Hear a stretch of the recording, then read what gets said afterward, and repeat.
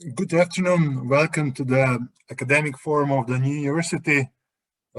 Today we'll speak about on the rule of law in Europe, especially in Slovenia and beyond, and we'll also draw some parallels to recent developments in Central and Eastern Europe. Today's forum of the new university is co-organized by the International Society of Public Law, Central and Eastern European chapter of that society, and it's co-funded by Slovenian Research Agency. My name is Jaran Litner-Černič. I'm professor at University here in Ljubljana. I'm very pleased to welcome today to this virtual Zoom forum my dear colleagues and friends. And we have here with us Professor Tatjana Papić from University Law School from Belgrade. We also have Professor Kamil Baranik from Faculty of Law of Matej Bell University in Banska Bystrica in the Slovak Republic. And lastly, we also have our own professor, rector of University Matej Aubel. Today's forum will proceed in the following way. First, we'll discuss some issues concerning the book which was published last year by Matej, myself, and Goras Justinek. Is this book on the impact of European institutions on the rule of law and democracy. And Tatjana and Kamil will provide some comments and questions to both of us with Matej to answer. Then in the second round, we perhaps can draw some findings of this book to the recent developments on the rule of law in Slovenia and Central and Eastern Europe. Just before we delve in some logistics, participants, you're most welcome to post questions to any of the panelists, and you can do so by posting the question in the chat room of the Zoom webinar, and then I will read the question to the panelists, and we'll turn to the questions in the last third of the forum. The forum should not last more than 60-65 minutes. Now, this book, which was published in May last year, since long time since the book saw the daylight. Many things have happened since then, but the main findings or the main thesis of the book are still very topical. Matej, Goras, and myself, we try to argue in this book that Slovenia is another example of constitutional law backsliding in Central and Eastern Europe, that it has many challenges and problems with functioning of the state institutions, that perhaps in some way some branches of the Slovenian government can be described as being state captured. And we really did in-depth analysis of functioning of Slovenian state from the legislative, executive, and judicial branches. We also dwelt into the functioning of the Slovenian media, where we argue that the Slovenian media, in a way, create parallel reality, trying to put forward interest of some powerful groups in the Slovenian society. So our main argument was to put Slovenia on the map of the rule of law challenges in Central and Eastern Europe, besides countries such as Poland, Hungary, Bulgaria, Romania, Slovakia, and many other examples. And we try to argue that rule of challenges in Slovenia, of course, have not started in March of 2020, as many of the commentators in Slovenia try to put forward, but that rule of challenges have long-lasting period in Slovenia. They started in early 90s, when Slovenia became independent, democratic state, when there was a rupture or at least a former rupture with a former authoritarian, or if you want, totalitarian Yugoslav regime, and that perhaps those values, which Slovenia took over at the beginning, values which European institutions hold so dear, such as dignity, pluralism, rule of law, independent judiciary, that those values, they were translated in the Slovenian environment, in our institutions, but the daily practice shows that those values, those standards, those principles were not implemented properly. They were not internalized by people who work in those institutions, and therefore those institutions still remain very weak. They remain open to arbitrary challenges of whoever wins the elections, and they're not able to defend themselves against the attacks from different sides of political spectrum. So this was more or less the argument which we put forth in the book, and the book is the main topic of today's discussions, but not the only one. As I said, we'll try to address also some challenges which are ongoing in our region, in Slovenia, but also beyond. So without further ado, I will now give the floor to our first speaker, Professor Tatjana Papić from Law School of Union University in Belgrade. Please, Tatjana. Okay. Hopefully I'm unmuted, right? Yes. Okay, so thank you. That's great. Thanks, Jerne. First, I want to express my gratitude to both to you and Mate for inviting me to speak at this book discussion conveyed under the auspices of the ITNS Central and Eastern European chapter. This is both an honor and a great pleasure. Second, I want to express my congrats to you and to Goraz Justinek for the book we are having as the main reason for our gathering today. I think this is truly an important contribution to the discussion on the crisis of constitutional democracy in our part of the world. And not only for the reason that it goes beyond the discussion of these usual suspects, or Hungary and Poland on the issue. I think that this book raises broader arguments that are valuable both generally, but also from the perspective of the Western Balkan countries, which are still on their EU path and will stay there, apparently for a while. I have to say at the very beginning that this book reads like a thriller. I mean, it's such a page turner. I think at least it was such a book for me. I mean, obviously it has been written in an adequate academic genre, but I think that due to the fact that authors are very passionate about the values of constitutional democracy and passionate about their country, this makes such a good read. Moreover, you seem not to write from the comfortable armchair of your ivory tower, but from a personal experience of engaged citizens who luckily happen to be academics. So I truly enjoyed this book.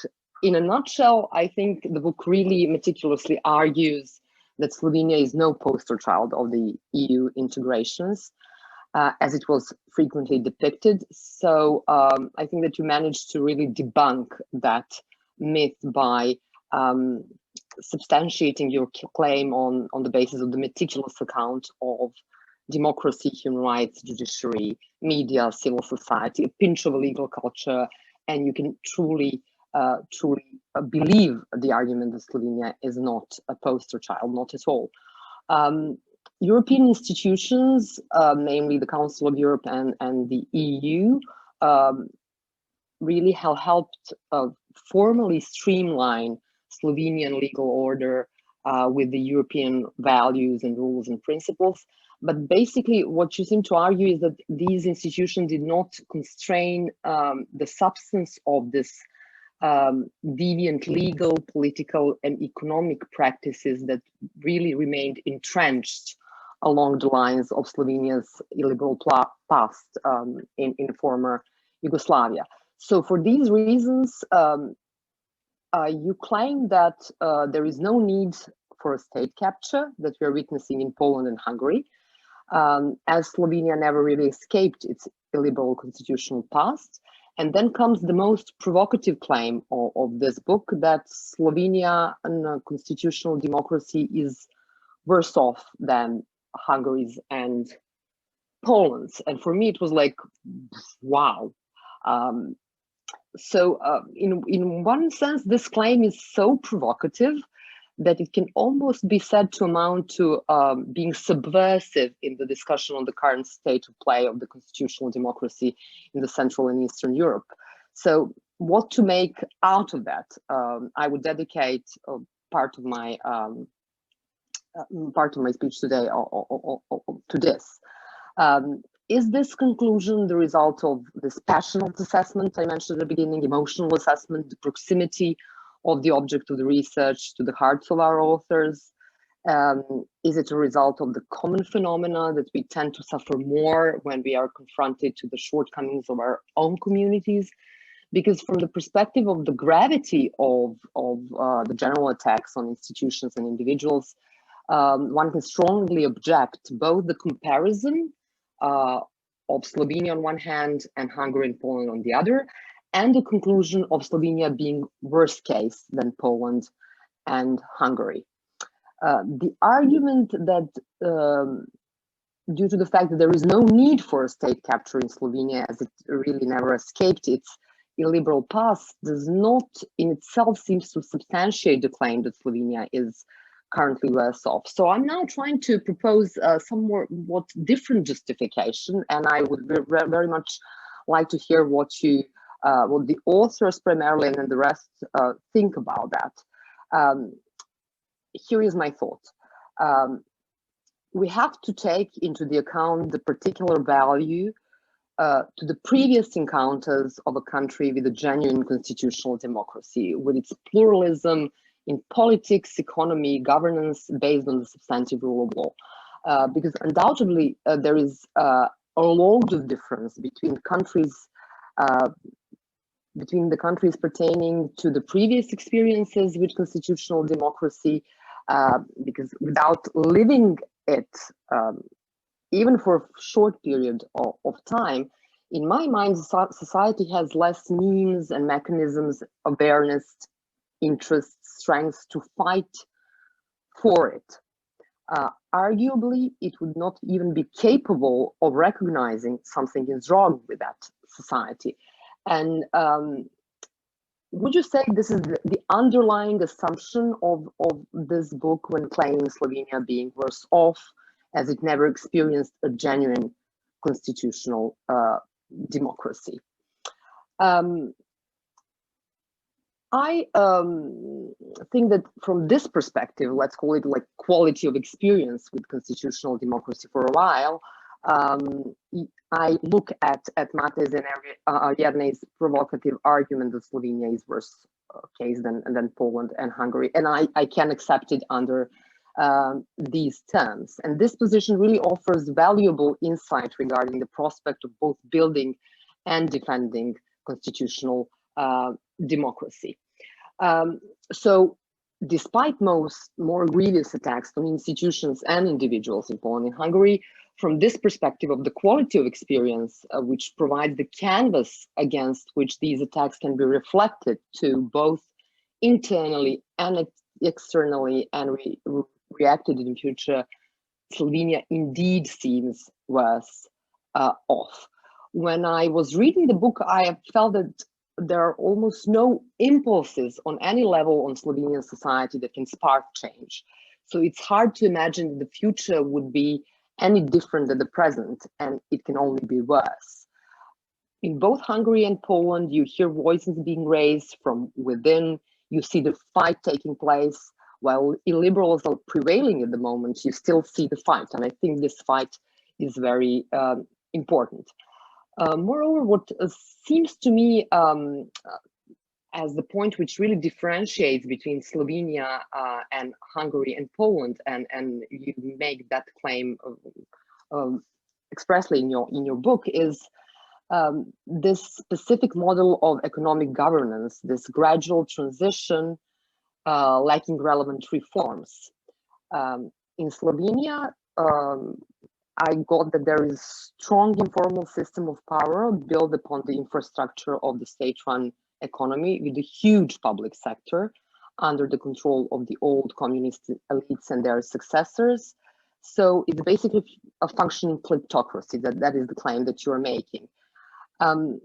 So this phenomenon, coupled with a spider net of informal and personal network of vested interests in a very small size country, in a way obstructs, if prevents a true democratic consolidation of Slovenia. And this might be one of the main arguments this book is making, although it's not that blunt at the beginning. And that is that without economic pluralism, there cannot be societal or political pluralism to begin with. And is this also the reason why Slovenia is so different than Poland and Hungary and has gloomier democratic perspective?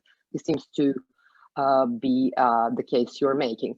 Now, I would like to take the arguments of the book further, and I would like to discuss how this lack of internalization of European values in Slovenia that you're arguing plays within the framework of Holmes's and Krastev's argument on the copycat mind from their book, The Light That Failed. This copycat mind depicts omnipresent imitation of liberalism in the Central and Eastern Europe after the fall of Berlin Wall, where countries strive to democratize previously non-democratic societies by across-the-board imitation of the Western values and institutions as the quickest way for political and economic reform. Now, Holmes and Krastev argue that in certain states, such as Hungary and Poland, this also led to resentment, this psychological trauma and social conflict, which paved the way to the current anti-liberal revolt. We do not see such revolt in Slovenia. Why is that the case? Is it because the internalization attempts or imitation of values have never been so serious in Slovenia, which paradoxically left this country with less resentment and frustration? So there is no clear anti-liberal clash we can see in Hungary and Poland, or it might be due to the lack of economic reforms in their full liberal swing, coupled with the strong protection of economic and social rights existing in Slovenia, which you showed throughout the book. So not to take more time, I would just conclude now for the time being. I think that this book really meticulously debunks this procularization of Slovenia as a poster child of EU integrations. It really enriches the discussion not only on this country, but also the discussion on the impact of European institutions on the transition and consolidation of democracy. In my mind, this book also makes the case for the importance of democratic legacy in the fight against backsliding to offer more optimistic account for the future, at least for the countries which previously encountered a genuine democratic consolidation or constitutional democracy. For the rest, which did not, it provides a worrying account of what lies ahead, especially for the countries which are still on the EU accession path. But the book clearly shows what are the prerequisites of true democratic consolidation and what should be done to attain them. I truly enjoyed reading this book, but I also felt, oh, I'm in need of such a strong drink after I finished it, because I mean, the prospects of my country, Serbia, seemed particularly gloomy after this read. Thanks. Thank you very much, Tatiana, for this very honest account of the book and highlighting the most important questions which the book raises, and we'll get back to your comments and questions in a short while.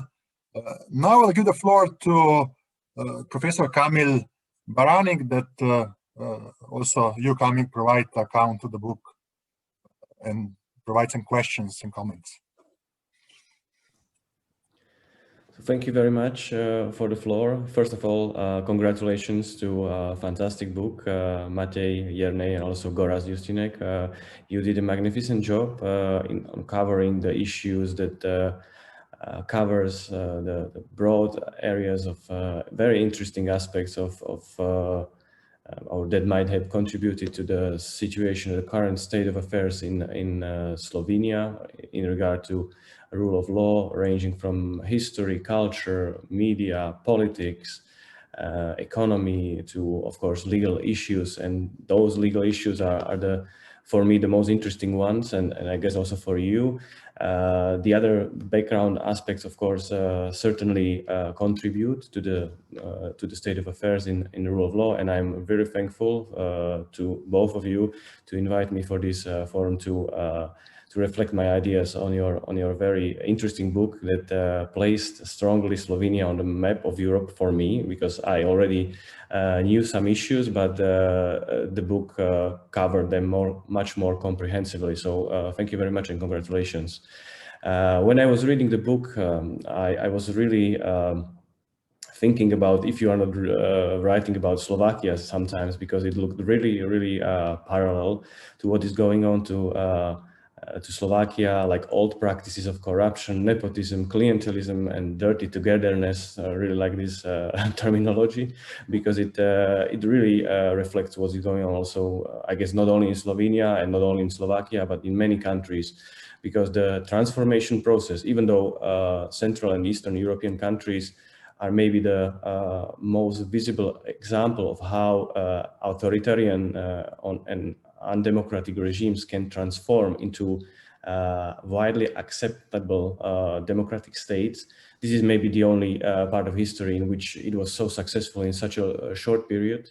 But of course, there are many defects that cannot be undone in one generation. That's simply not possible, because if people's mindset is staring towards one direction, you cannot undone it just overnight. I mean, that's impossible, and we all knew that this cannot happen. Maybe for us academics, that should be much more easy, but for people like judges and politicians that are rooted within the system, it's impossible to change, because for them the change is also a challenge of their position, of their perspective, and of course source of income.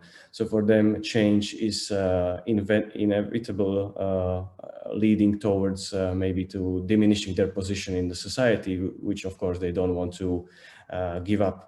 So maybe those tensions after 2009, after the crisis, economic crisis, started to reveal themselves much more, because in terms of, I completely agree with your opinion that you were presenting in your book, that economy and support of rule of law is kind of symmetrical, I would say. If the situation changes economically, people start to question whether the democracy works.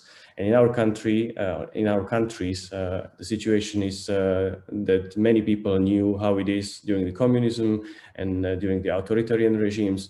And sometimes they were just maybe blinded by what is going on in West. So they are much wealthier, but they have always been. So the situation didn't change overnight, but it started to improve, and people were really happy with this improvement. But in this situation, you cannot really test somehow fidelity towards rule of law and democracy. When everything is going well, everyone is happy, and no one is going to question the system, and no one is going to question European Union when the situation is unfolding well. But if something like 2009 happened, then people started to think about it more, and maybe to challenge what the rule of law and maybe what we have committed to when we were trying to access the European Union is really something for us. And I think then you could also see that the systems were not as working well as we thought they were. And in that regard, many those issues like judiciary and problems within the judiciary, problem with judges, started to reveal much more openly. And I would say, for me as academic that is interested in constitutional law, for me the position of judges is much more is the most important one.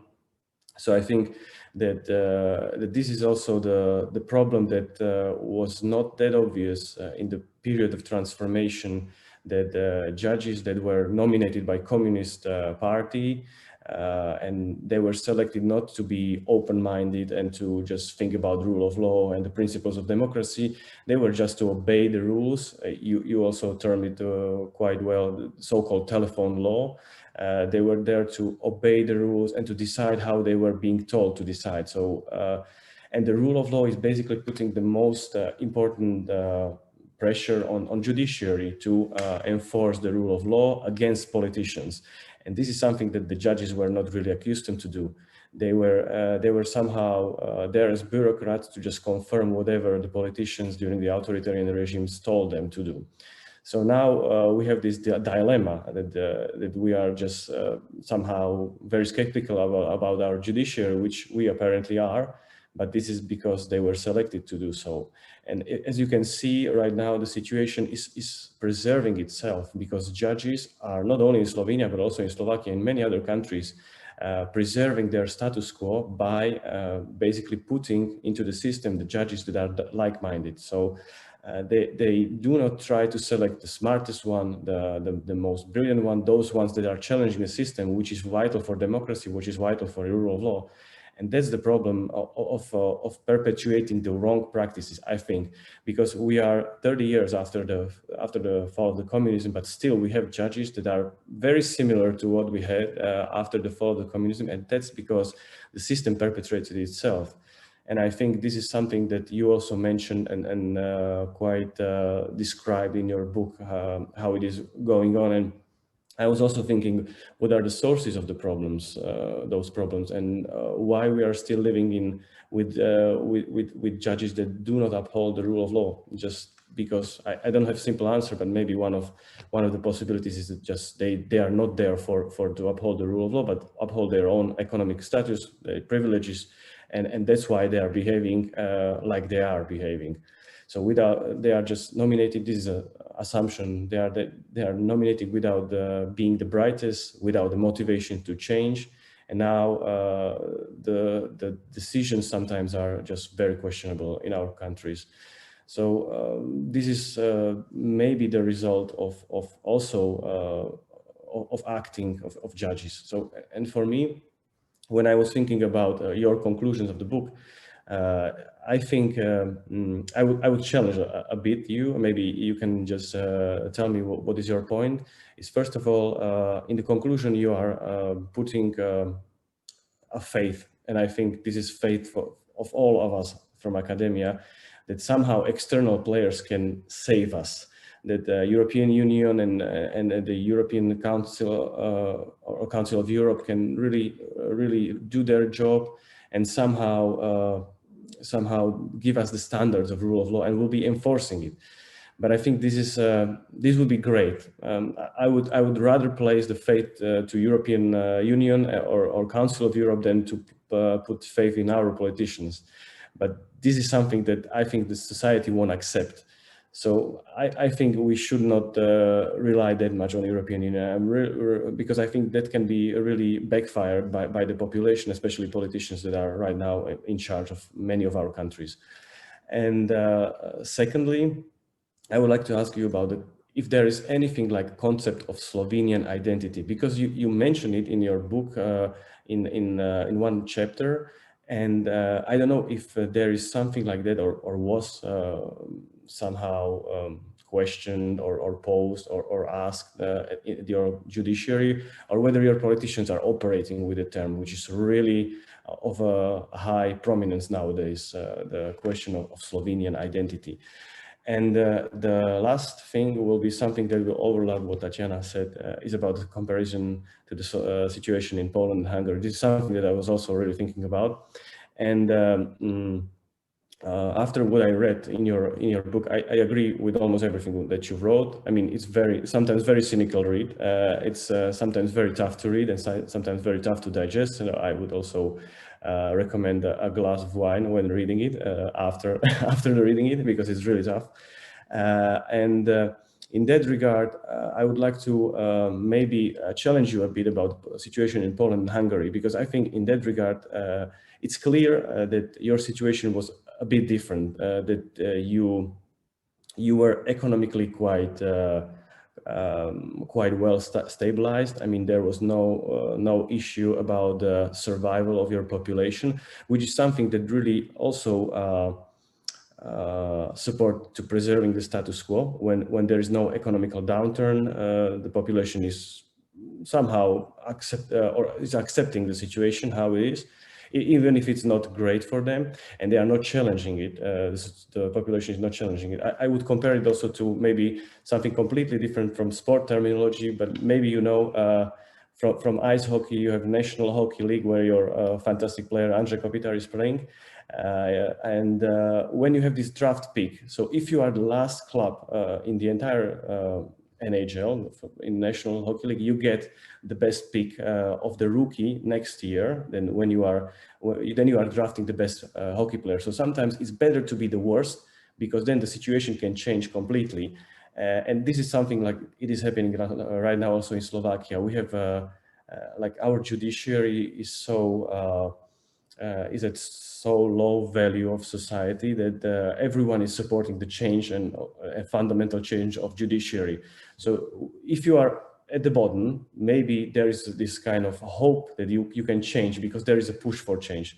But if you are somewhere in between, like you are when you are not at the bottom in NHL hockey draft, then sometimes you are just stuck there for a long time. So maybe sometimes it's better to be at the bottom, so you can explain to everyone the situation is completely disastrous and the population will support the change. But if you are not there, the population will be much more, I would say, we'll try to preserve what they have, because we are, in mental world, people are basically trying to protect what they have, and they're not trying to risk that much. And when I return to the situation in Poland and Hungary, I think what they lost is a super progressive constitutional court, especially in Hungary, what they had in 1990s, when they had this super progressive court that created doctrines based on elusive constitution, when the constitution doesn't really exist by words, but they were creating very profoundly forward-thinking ideals and doctrines. Then they forgot a little bit to think about what society is thinking. And in that way, the Constitutional Court of Hungary maybe lost its connection with society. And it was easier to attack for populist politicians like Orban to attack that court, because the court was not really, that was doing the best job that it could, but forgot what the society wants and what is about and what can the court afford to maybe enforce. And in that regard, I think this is the biggest problem, because as you wrote in your book, the real transition towards rule of law thinking in your country never happened. But in Hungary and Poland, maybe it did with those courts, and now they are trying to defend themselves against politicians, because they saw maybe the ideal, the country saw the ideal.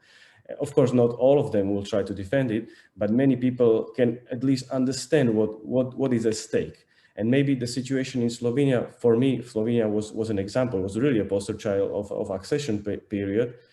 Maybe in your country, society thinks that's something, it's okay, it's not that bad, because they didn't see what it could be. And maybe this is the difference between Poland and Hungary, because they fall from the top of the ivory tower, maybe, to the marches, and maybe that's the reason, because your society cannot see that you are at the bottom. If you are at the bottom, maybe the change may happen, but maybe this is really something that you need in your society. I don't want you to be there, but maybe it's the only way how can really change the system, how it operates. Otherwise, I don't know, maybe it's just too far-fetched, but we will see. I mean, I wish you all the best and all the luck for reforming of your society. Thank you very much, Camille, for these very direct comments, very persuasive comments. I must say, almost with all what you said, also in comparison to Poland and Hungary, and thanks for using this hockey metaphor. And now I will pass the puck to Matej. Perhaps already, Matej, you can try to address what both Tatiana and Camille raised in the comments, and also I will also submit some of my responses. Please, Matej. Thank you, Jerne, and especially thank you, Tatiana and Camille, for this excellent analysis, all the comments that you have made. You have sort of relieved me of my guilty conscience. Now, at least you agree with me that I'm having a good excuse of becoming an alcoholic here in Slovenia. But putting this joke aside, let me concentrate on 2 points, also in response to what you've said. First of all, it indeed turned out that one of the main bones of contention of this book was this comparison between Slovenia, Hungary, and Poland. We had, for our first book launch, we had also a book discussion. It was a little bit of a different generation. There was Wojciech Sadurski, Gabor Halmaj, and Bojan Bugaric from Slovenia. And it was sort of and this comparison debate, it turns out to be a little bit silly. Because of course, in the end, everyone who comes from a particular political community where he or she is affected by the grievances and by the events in that particular country, of course, that person will claim that it's much worse in Slovenia than it's in Poland or Hungary. And of course, that the person who's coming from Poland, it will claim that actually in Poland is much worse. And of course, the person who's coming from Hungary will be arguing, of course, in Hungary, it's the worst situation. However, what we wanted, this wasn't the ambition of this book. We didn't want to make perforce and, deliberately and intentionally, or I don't know, just for whatsoever purpose, to claim that situation in Slovenia is worse than in Hungary. However, what we were saying is the following. What we were saying is that the final objective of the situation in Slovenia, of the establishment in Slovenia, of the political regime and establishment in Hungary and Poland, is effectively the same as in Slovenia. And it's the same as in any country where political power is insufficiently constrained, where political power escapes the system of checks and balances. And this kind of political power is then, of course, directed towards occupying, towards kidnapping, towards capturing all the possible spheres of the society. Not just the institutions, as we now witness in Hungary and Poland, but by way of capturing the institutions, taking over also the universities, taking over the civil society, taking over the economy, just to make sure that your power is as unchallenged, as unconstrained as possible. And what we are witnessing now in Hungary is and in Poland is precisely this process in motion on this formal institutional level.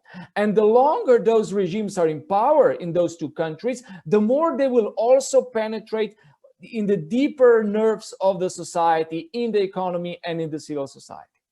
So this is the process in Hungary and in Poland, and it has attracted a lot of attention in the European Union and abroad internationally.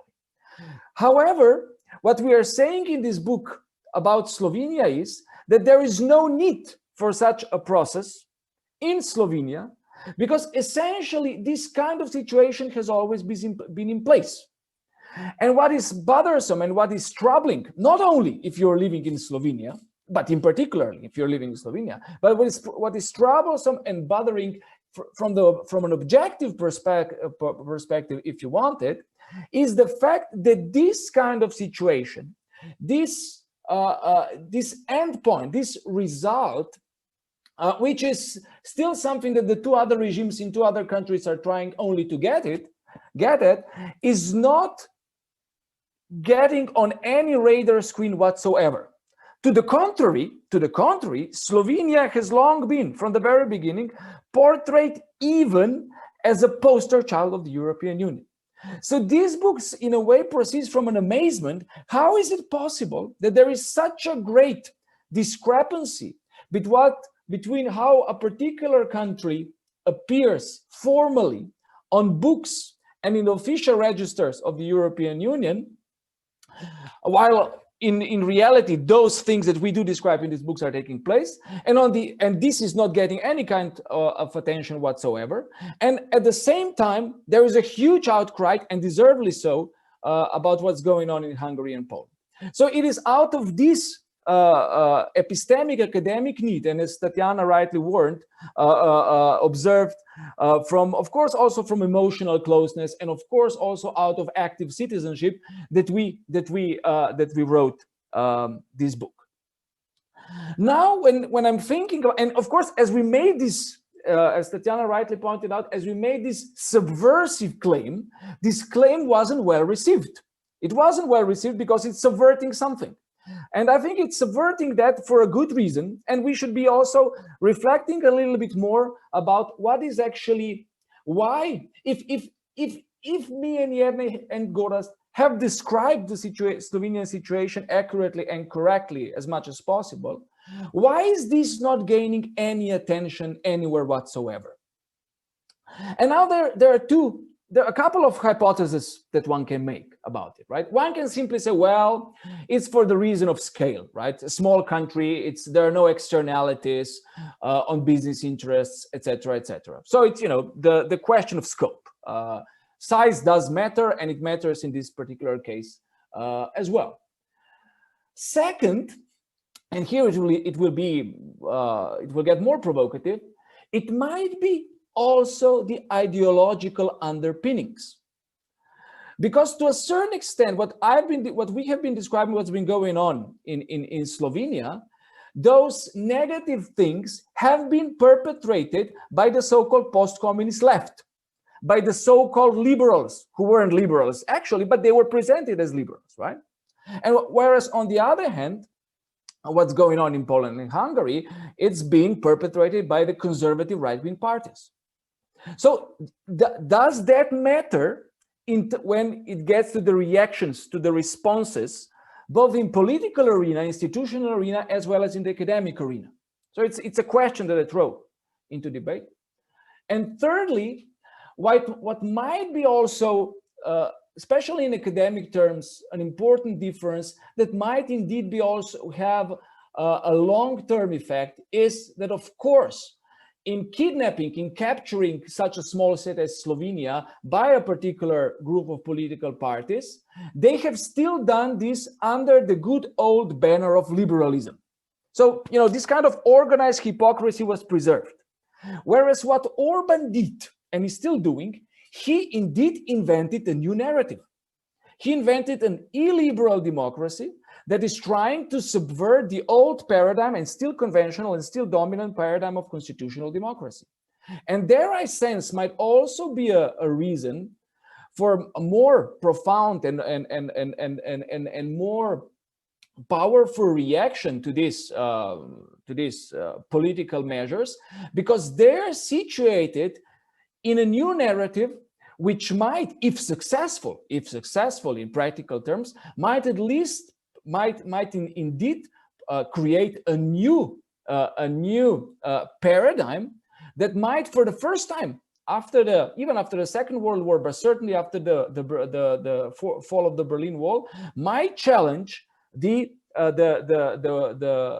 well-meant and I think still convincing paradigm of liberalism and constitutional democracy that's prevalent in the West.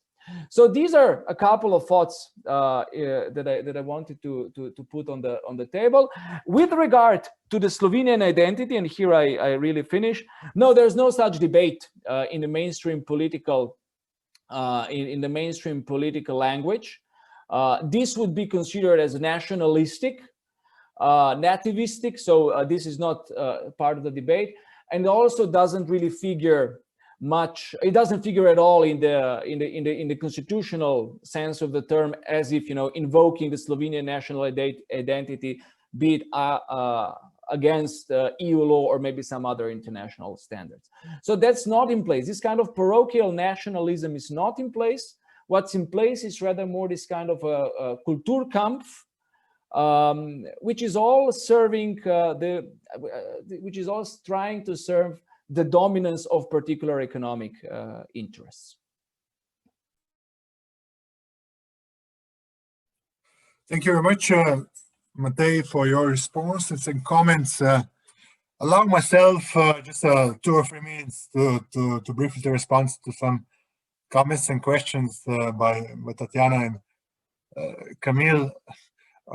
I would like to particularly respond to what Tatiana commented when you said that the book is not very optimistic, is very direct, describing the Slovenian constitutional democracy, and then you said, what can be a future? No, can the future be any different as the present, and what that means also for the region of Southeastern Europe, former countries that arose from a former Yugoslavia? And it's a good question, no? Because from beyond now, when you look at Slovenia, external observers would say, you know, Slovenia is a part of global north. It's a developed country. It's at number 24 at the Human Development Index of United Nations, in the place before countries such as South Korea or Italy and Spain. So a good position. But nonetheless, when you look into the inside, no, in the institutions, the prospects are not very optimistic. And then I often also discuss this question with my friends and colleagues, my family. You know, what can the future hold for Slovenian society? Can it get any better? Can it really move closer to the genuine constitutional democracy, as you say? And my answer has always been that it can, no? But for this to happen, there has to be a full-fledged reform of Slovenian institutions and Slovenian economy, but not only mentality of people who live in Slovenia. And I agree here with you, Kamil, when you said that European institutions cannot engineer change in our countries, no, of Central and Eastern Europe. The change has to come within. No? There has to be a greater majority which would engineer the reform institutions, reform of mentality. And I would submit now that the change can come from younger generation. There is a critical mass that can propel this change in the future. I don't think that European bureaucrats can influence the mental change of functioning Slovenian society and institutions. But not to take any more time, I will stop here, and I will ask participants if you have any questions. I don't see any questions in the chat room. That's why I will give the floor for perhaps 2 or 3 minutes to each of the panelists to provide maybe some other comments and maybe to draw parallels with Slovenian situations in Serbia or Slovak republics, and then after these short comments, we will conclude this forum. So please, Tatiana, the floor is yours. 2 or 3 minutes for last remarks. Okay, thanks, Jerne. Now, your optimistic account of the younger generation coming to our rescue prompted me to pose this question. And I was really, when I was reading the book, I was thinking it might come at a certain point. You touch upon the issue, but not that much. But I'm interested in that, so I'm raising it now. What is the state of the formal and informal legal education in Slovenia? Kamil, when he was describing state of judiciary in Slovakia, put in more emphasis on the position of judiciary being such as they preserving their own social status. But I was wondering whether the issue of the legal education, both formal and informal, can play a certain role. You, at some point, at the end of the book, you say, of course, education is an easy answer to the brighter future. We implement changes in education, but how we can do so if the state, which is illiberal or did not escape its illiberal past, has monopoly over that. Obviously, certain things in Slovenia have changed. I mean, Nova Univerza is a new private university that, having in mind their own professors and a rector, teaches law in a different way, I would say. But the vast majority of people deciding on the issues relevant in constitutional democracy or deciding in legal disputes also come from the state universities. So I would wonder whether that would play any role in the equation or like the future that we might contemplate on at this very moment. And I would like to hear from Kamil also whether these changes in formal education have happened, because it seems to me that not only former Yugoslavia, but the whole Central and Eastern Europe has this formal comprehension of law in which the principles and values of constitutional democracy that can be used for deflecting the attacks on institutions are never used. Formalism is dominant, and in that sense, legal education, I think, gives us an insight whether this can change or is still changing, or that it might be completely irrelevant.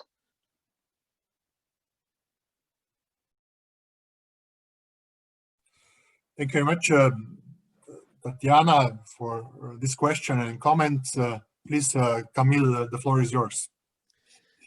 Thank you very much, Jerne.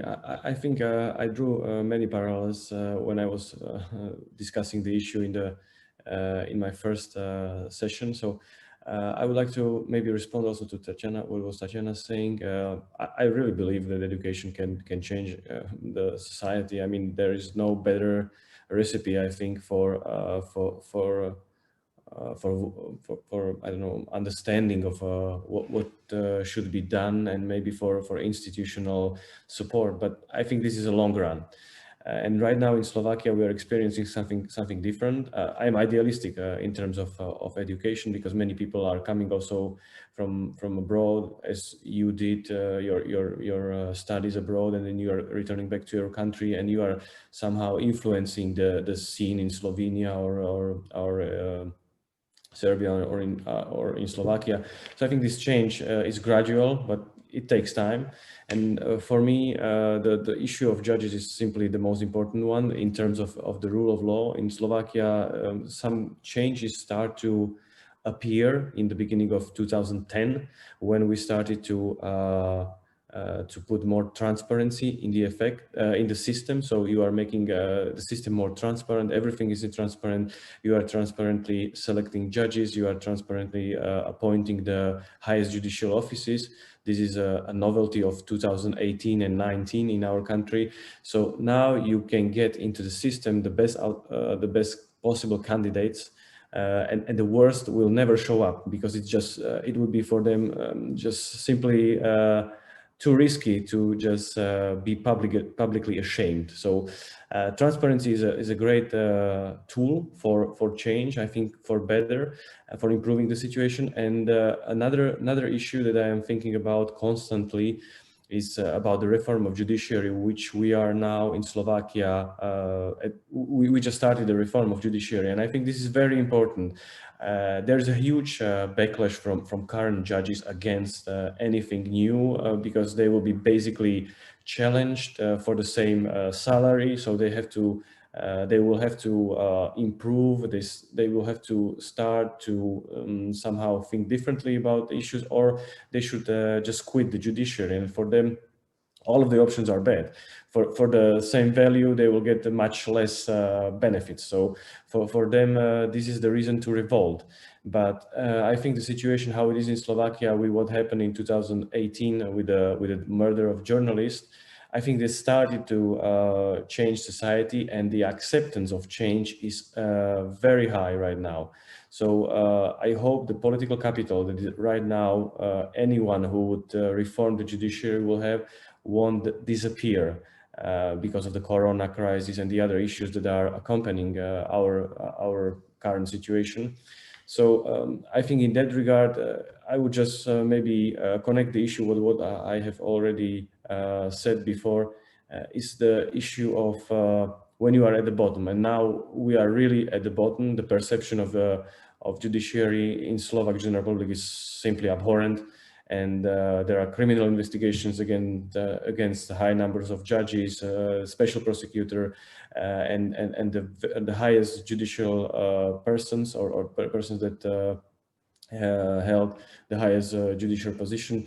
So I think in that regard there is a possibility of a revolution in the judiciary that is but simply unique for Slovakia, because we have the situation which is not comparable to anyone in Central Europe, maybe not because of the systematic flaws, but because of what happened and what maybe started to change the public opinion. So in that regard, the public opinion must understand that the changes are necessary, required, and for better good. But I mean, this is also, there must be a gradual change, but I think this can be seen as or the results can be seen much easier and quicker than in terms of education. But it's just extraordinary event that happened and that started to move things further. But there is no simple answer, I guess. Yeah, definitely, Kamil. There is no simple answer. But your argument that a society would have to hit the bottom to engine the change is a quite persuasive one. Perhaps, Matej, closing words, maybe a minute or two.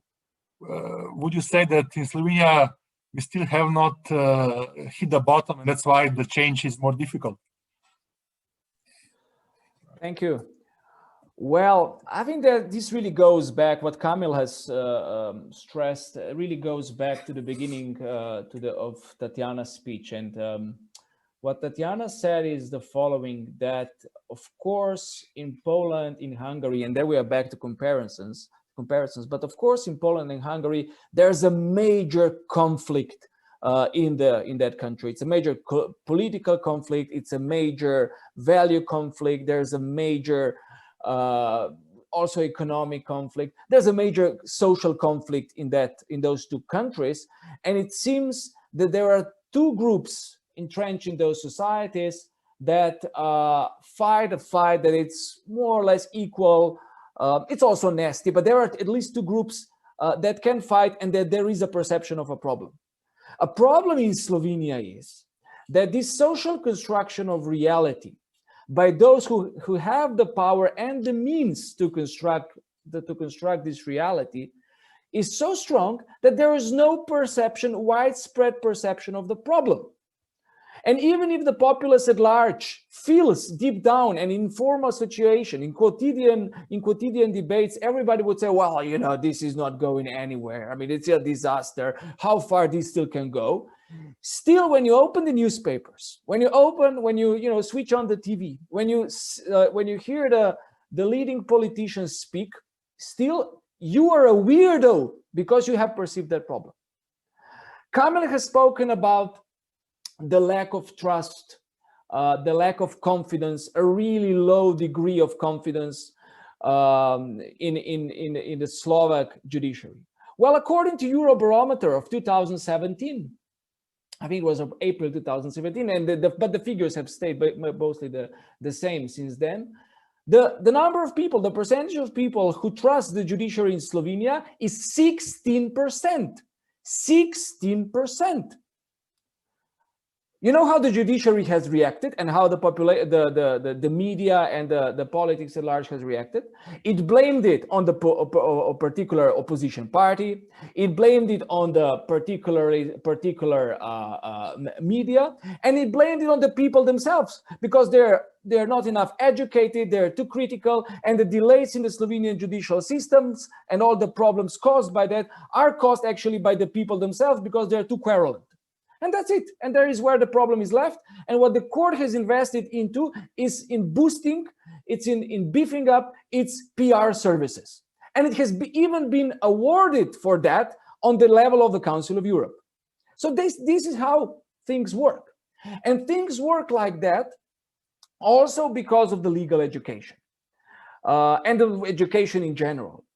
Absolutely. In Slovenia, there is, I wouldn't exaggerate if I say a total monopoly on the entire vertical of education from the primary, secondary, and higher university education. It's a monopoly exerted by post-communist political parties that are today called either social democrats or the left, the radical left, Die Linke in German sense.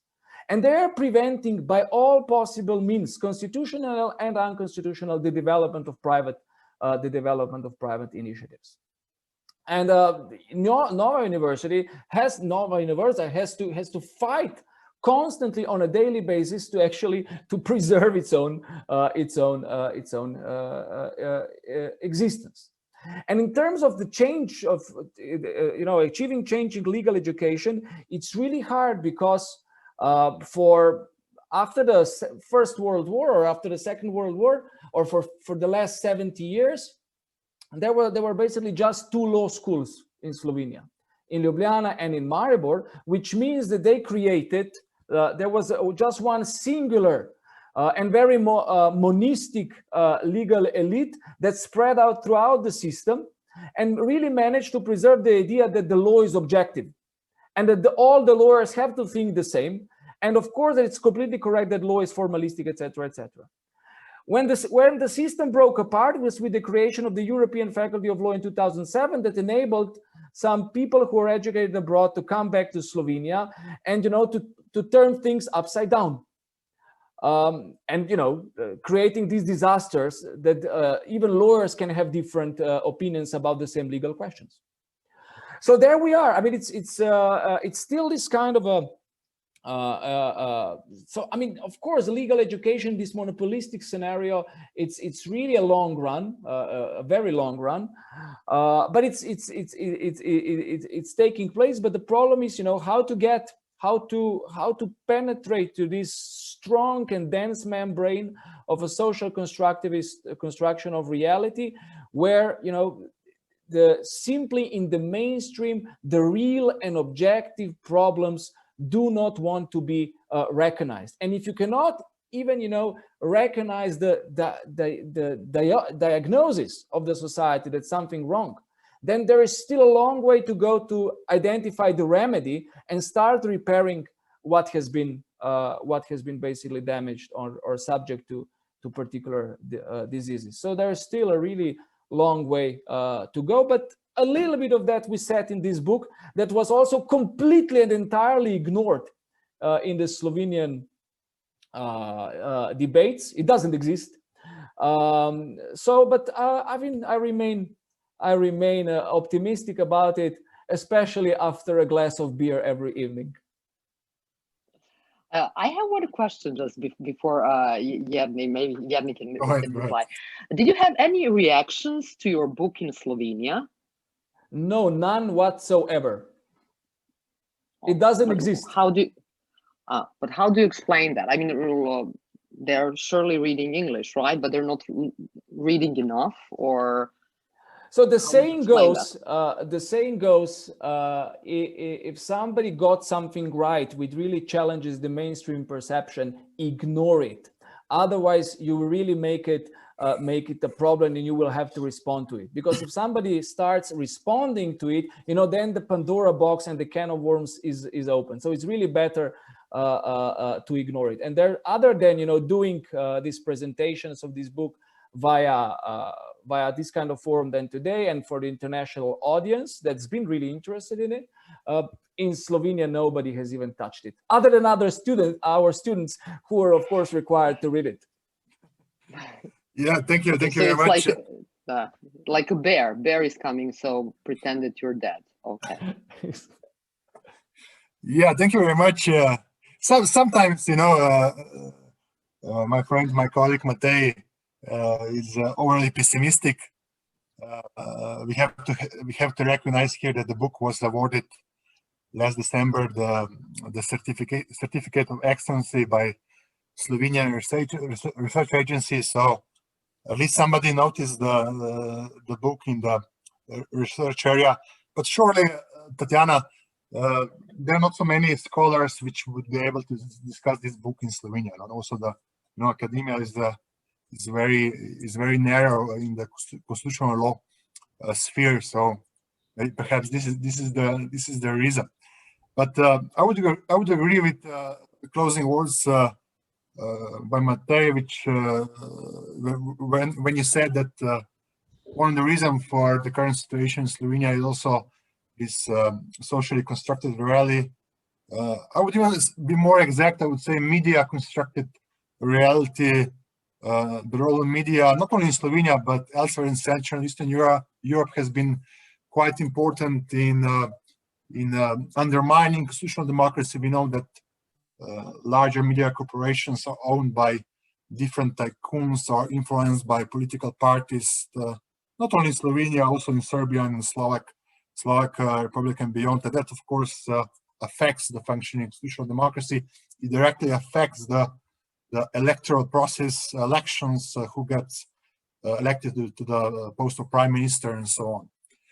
But without further ado, I will not take any of your time on a Friday afternoon. I would like to thank you again, Kamil, Tatiana, Matej, for your contributions, and also many thanks to the participants, our students, and the wider public which were listening to this debate. We didn't find any solutions. This is an ongoing process which will be still topical in the years to come, but it's important to talk about those issues and address challenges to the rule of law in Slovenia, but also elsewhere in Central and Eastern Europe. So without further ado, I know it's 15th of January, but nonetheless, I wish all of us a good new year, perhaps less challenges than in the previous year. And here at New University, we will continue with academic forums in the new term, which starts in February. So thank you very much, Kamil, Tatiana, Matej, participants. All the best. Thank you. Bye-bye. Thanks. Bye. Bye. Bye. Bye. Bye.